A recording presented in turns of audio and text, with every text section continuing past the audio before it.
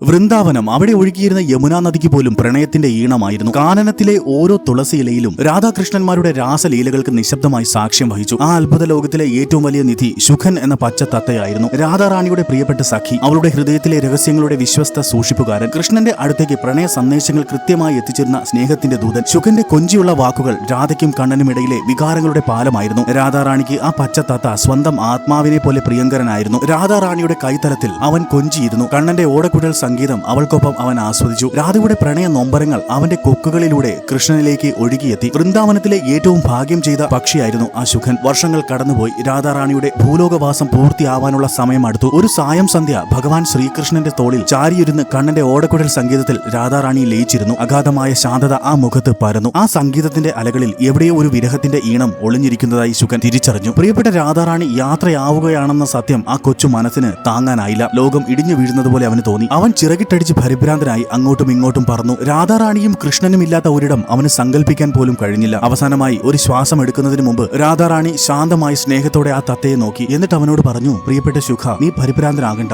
നിനക്കിപ്പോൾ എന്റെ കൂടെ ഗോലോകത്തിലേക്ക് വരുവാൻ കഴിയുകയില്ല. തന്റെ പ്രാണൻ വിട്ടുപോകുന്നതിനിടയിലും രാധാറാണിയുടെ കണ്ണുകൾ ആ പച്ച തത്തയുടെ ഭാവിയെക്കുറിച്ചായിരുന്നു. അവൾ തുടർന്നു, നിനക്ക് ഈ ലോകത്ത് വലിയൊരു ദൗത്യം ബാക്കിയുണ്ട്. എന്റെ കണ്ണന്റെ എല്ലാ ലീലകളും നമ്മുടെ അനാദിയായ ഈ പ്രണയകഥയും നീ ഈ ഭൂവാസികളിലേക്ക് എത്തിക്കണം. ഭക്തിയുടെ അമൃത അവർക്ക് പകരണം. പോവുക എന്റെ പ്രിയ ദൂത. നിന്റെ വാക്കുകളിലൂടെ രാധയും കൃഷ്ണനും ഈ ലോകത്ത് എന്നെന്നും ജീവിക്കും. രാധാറാണിയുടെ ആജ്ഞ കേട്ട് കണ്ണീരോടെ ഹൃദയം നുറങ്ങി ആ തത്ത അവിടെ നിന്ന് പറന്നുയർന്നു. അത് വെറുമൊരു യാത്രയായിരുന്നില്ല, ഭക്തിയുടെ സന്ദേശവാഹകനായുള്ള അവന്റെ നിയോഗമായിരുന്നു. കാലചക്രം തിരിഞ്ഞു. രാധയുടെ അവസാന വാക്കുകൾ സത്യമായി. ആ ശുഖൻ എന്ന പച്ച തത്ത പിന്നീട് വേദങ്ങളുടെ ആചാര്യനായ വ്യാസമുനിയുടെ പുത്രനായി ശുഖൻ എന്ന മഹാമുനിയായി ഭൂമിയിൽ അവതരിച്ചു. രാധയും കൃഷ്ണനും ആഗ്രഹിച്ചതുപോലെ അവന്റെ ദിവ്യമായ വാക്കുകളിലൂടെ ആ പ്രണയവും ഭക്തിയും ഇന്നും ലോകമെമ്പാടുമുള്ള ഹൃദയങ്ങളിൽ നിറഞ്ഞു നിൽക്കുന്നു. രാധാകൃഷ്ണന്മാരുടെ ശുഖൻ എന്ന തത്തയുടെ കഥ നിങ്ങൾക്ക് ഇഷ്ടമായാൽ ലൈക്ക് ആൻഡ് സബ്സ്ക്രൈബ് ചെയ്ത് കമന്റ് ബോക്സിൽ ജയ് ശ്രീ രാധാകൃഷ്ണ എന്ന് ടൈപ്പ് ചെയ്യൂ. രാധേ രാധേ.